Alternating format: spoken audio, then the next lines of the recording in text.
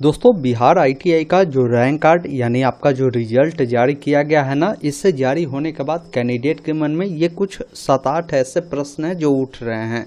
सबसे पहला प्रश्न है, कैंडिडेट को लगता है कि भाई ये रैंक कार्ड जो जारी किया गया है, ये रैंक कार्ड आखिर में है क्या। फिर काफ़ी सारे कैंडिडेट जानना चाहते हैं कि रैंक कार्ड आने के बाद अब आगे हमको क्या करना। तो ये दो चीज़ों को पहले क्लियर करते हैं। देखिए रैंक कार्ड क्या है, तो रैंक कार्ड आपका पोजीशन दर्शाता है। ये एक प्रकार से समझिए आपका रिजल्ट है, आपको दिखाता है कि भाई आपने कितने स्कोर किया है। स्कोर तो नहीं दिखाता लेकिन आपका पोजीशन दिखाता है कि आपका रैंक जो है पूरे बिहार में कितना है, आपके कैटेगरी में कितना है, डिस्ट्रिक्ट वाइज कितना है, वो आपको दिखाता है।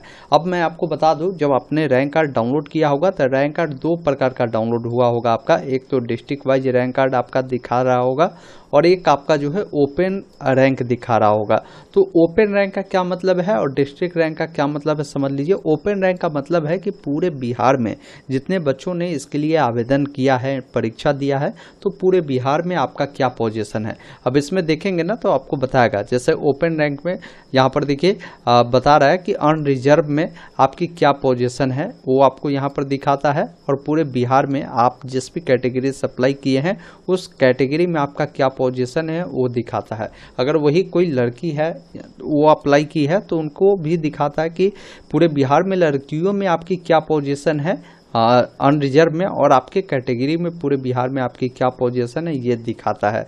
वही डिस्ट्रिक्ट वाइज रैंक क्या है, तो डिस्ट्रिक्ट वाइज रैंक ये होता है कि ये प्रॉपर आपके जिला में आपका रैंक दिखाता है कि मान लीजिए ये गोपालगंज से है तो गोपालगंज में इनका जो रैंक है अनरिजर्व में कितना है, और ईडब्ल्यूएस से है ये, तो ईडब्ल्यूएस में क्या है वो दिखा रहा है। मतलब उस जिला में जो आवेदन किया, अगर मान लीजिए इस जिला में अगर 5000 कैंडिडेट ने अप्लाई किया तो 5000 कैंडिडेट में इनका पोजीशन क्या है, तो 461 है। आपका कुछ अलग हो सकता है लेकिन उसी जिला में जैसे गोपालगंज में अगर ईडब्ल्यूएस के 500 लोगों ने अप्लाई किया तो 500 में इसका क्या पोजीशन है वो दिखा रहा है। ये चीज़ें इसमें दिखाती है, ये समझ लीजिए।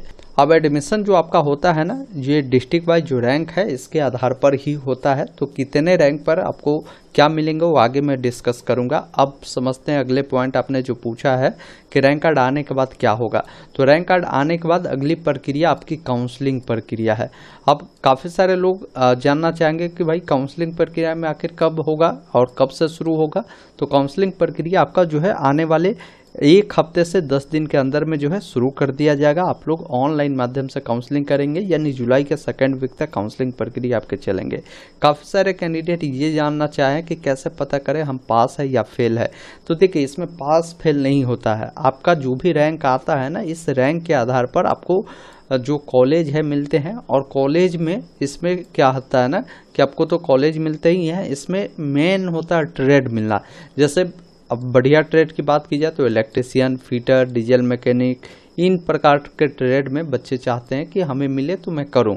अगर मान लीजिए आपका ये रैंक अधिक आता है तो आपको इस प्रकार का ट्रेड नहीं मिलेगा। इसके अलावे लगभग बहुत सारे ट्रेड है, अभी मैं चेक करना बताऊंगा, उनमें से कोई ना कोई आपको जो है ट्रेड मिल जाएगा अगर ज़्यादा रैंक होगा तो। पास फेल इसमें नहीं देखने को मिलता है।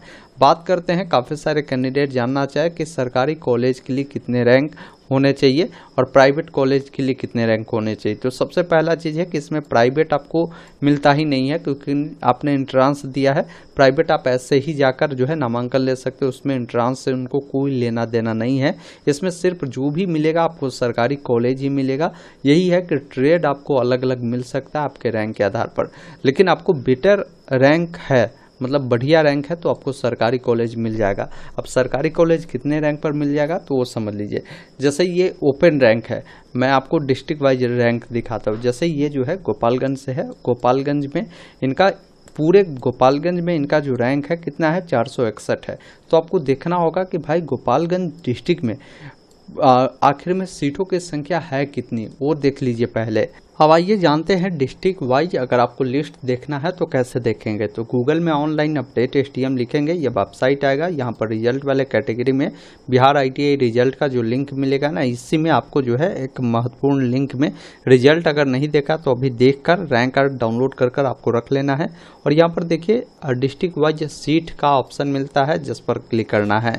अब इस पेज के जब 17 नंबर में आएंगे ना, तो यहाँ पर आपको जो है बताया गया है कि ITI वाइज जो है कैटेगरीज वाइज सीट भी इन्होंने बताया है। यहाँ पर सेशन 2 आपको दिखा रहा है 25-26 का मतलब ये है कि जिनका ITI 1 साल वाला है और जिनको अगर 2 साल वाला मिलेगा उनका 25 से 27 सत्र हो जाएगा। अब इसमें देखिए देखना कैसे है वो समझिए और किस प्रकार जो है आपको समझना है। सबसे पहला चीज़ है कि यहाँ पर इंस्टीट्यूट का नाम बता रहा है, ये जो है देखिए दीघा घाट पटना का है जिसका कोड ये है इंस्टीट्यूट का। इसके अलावा ये इंस्टीट्यूट किस ज़िले में आ रहे हैं और ट्रेड यहाँ पर बताया गया है। जैसे यहाँ पर देखिए इलेक्ट्रीशियन है। अब ये जो ट्रेड है वो किससे अफिलिएट है, SCVT या NCVT। SCVT का मतलब होता है कि वो इंस्टीट्यूट जो है वो स्टेट लेवल पर ही उसकी मान्यता है। NCVT का मतलब होता है कि वो नेशनल लेवल पर जो है मान्यता है। और ये दोनों में सर्टिफिकेट की बात की जाए ना तो बेटर NCVT वाला होता है। अगर आपको NCVT मिलता है तो बेटर है और SCVT से करते हैं तो थोड़ा सा वो स्टेट लेवल पर इसकी मान्यता होती है, लेकिन NCVT हर जगह मान्यता होती है, ये ध्यान रखिएगा नेशनल लेवल पे भी।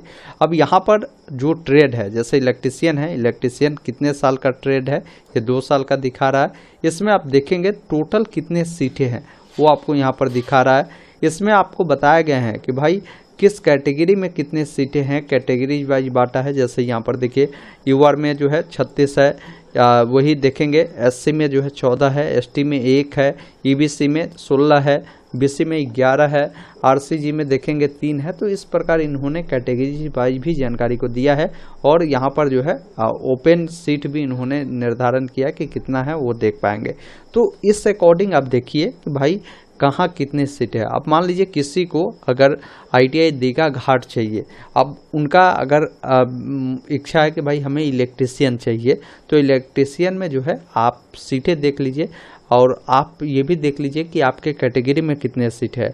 अब मान लीजिए आपको जो है BC कैटेगरी से अगर आप आते हैं और BC कैटेगरी में अगर आपका रैंक जो है अगर 11 है तो यहाँ पर देखिए 11 सीटें रिजर्व की गई है BC कैटेगरी के लिए, तो आपको आसानी से जो है इलेक्ट्रीशियन मिल जाएगा।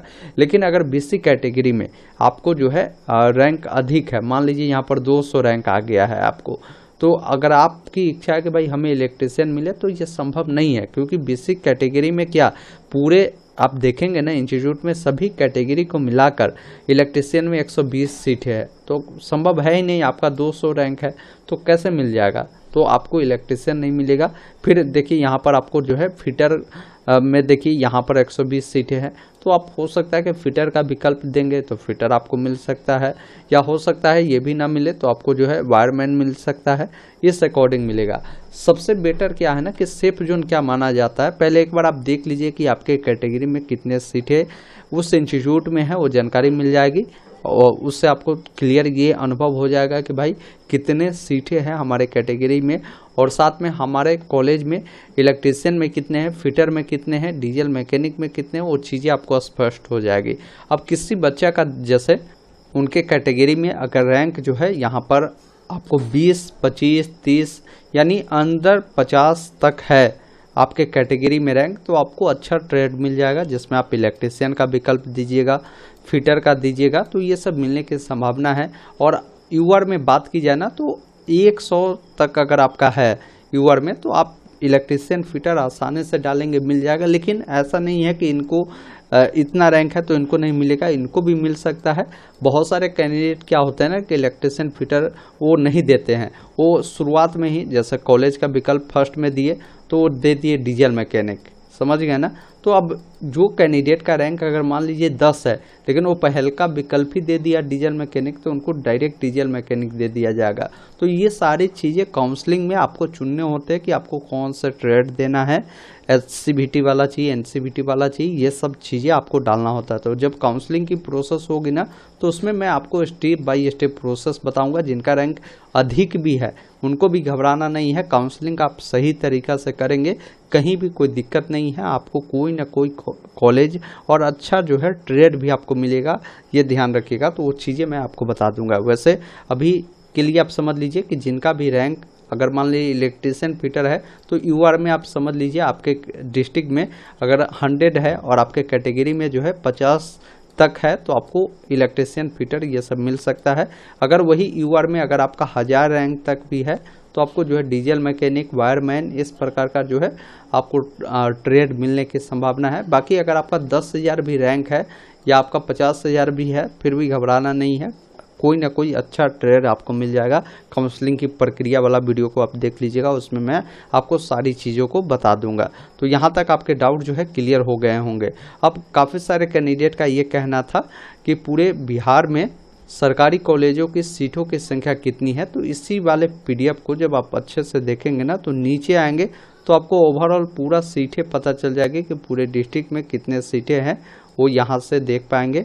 जैसे यहाँ पर देखिए 21,813 जो है ये पुरुषों के लिए सीटें हैं, और वही यहाँ पर देखेंगे ना तो महिलाओं के लिए भी इसमें जो सीटें हैं वो अप्रॉक्स में जो है 4,000 के करीब में है। तो करीबन जो है 25,000 के अप्रॉक्स में जो है यहाँ पर सीटें रखी गई है, जो कि सभी ट्रेड मिलाकर है। ये भी आपको ध्यान रखना है किस जिले में सरकारी कॉलेज की संख्या कितनी है, वो मैंने आपको बता ही दिया, आप देख लीजिएगा। काउंसलिंग प्रक्रिया कब शुरू होगी, तो काउंसलिंग प्रक्रिया आपको जो है इसी महीने 2nd वीक में शुरू हो जाएगी। काउंसलिंग में कौन कौन से डॉक्यूमेंट लगेंगे वो समझ लीजिए। देखिए काउंसलिंग में मुख्य रूप से आपको अभी ज़्यादा चीज़ नहीं चाहिए, आपका रैंक कार्ड, एडमिट कार्ड रहेगा, इसके बिहेव पर काउंसलिंग आप कर लेंगे। लेकिन जब आपका कॉलेज अलॉट हो जाएगा ना, अलॉटमेंट लेटर जब आएगा तो उस समय जो कॉलेज मिलेगा वहाँ पर डॉक्यूमेंट वेरिफिकेशन जब कराने जाएंगे ना तो ये सब डॉक्यूमेंट मांगेगा, जिसमें आपकी आधार कार्ड की कॉपी है, जो आईटीआई का फॉर्म भरे थे तो उसमें जो फोटो आपने दिया था ना वो 6 फोटो आपसे मांगेगा, ओरिजिनल एडमिट कार्ड मांगेगा, रैंक कार्ड मांगेगा, जो आपने काउंसलिंग किया है उसका स्लिप मांगेगा, ऑनलाइन अप्लाई किया है उसका भी स्लिप मांगेगा। इसके अलावा आपको जो है इसका पार्ट ए, पार्ट बी आपको डाउनलोड करना होता है, वो चाहिए। इसके अलावा अलॉटमेंट लेटर आपको मांगेगा, वेरिफिकेशन स्लिप आपको ये डाउनलोड करना होता है, वो मांगेगा, बायोमेट्रिक फॉर्म ये भी डाउनलोड करना होता है, ये मांगेगा। ये सब जब आपकी नामांकन होगी उस समय जरूरी है। फिलहाल अभी जो है जब काउंसलिंग होगा तो यही 2 चीज़ें आपके लिए ज़रूरी है। तो काउंसलिंग का वीडियो देखना चाहते हैं तो आप कमेंट बॉक्स में हमें बता सकते हैं, और अगर आप अपना डिटेल अगर हमें साझा करेंगे तो मैं काउंसलिंग आपका कर दूंगा बिल्कुल फ्री ऑफ कॉस्ट में, और वीडियो भी मैं बना दूंगा। देखिए काउंसलिंग अगर करवाना चाहते हैं तो मैं आपको एक ईमेल आईडी दे रहा हूँ, इस पर आप हमें जो है अपना कॉन्टैक्ट नंबर साथ में जो है आप बताएंगे, अपना रैंक कार्ड भी हमें भेजेंगे और कितना रैंक है वो बताइएगा। मेरा ईमेल आईडी है, मैं यहाँ पर आपको लिख देता हूँ, onlineupdatechannel@gmail.com। इस पर जो है आपको अपना नंबर के साथ जो है अपना रैंक कार्ड हमें भेजना है। मैं आपको जो है आपको कांटेक्ट कर लूँगा और आपका काउंसलिंग कर दूँगा।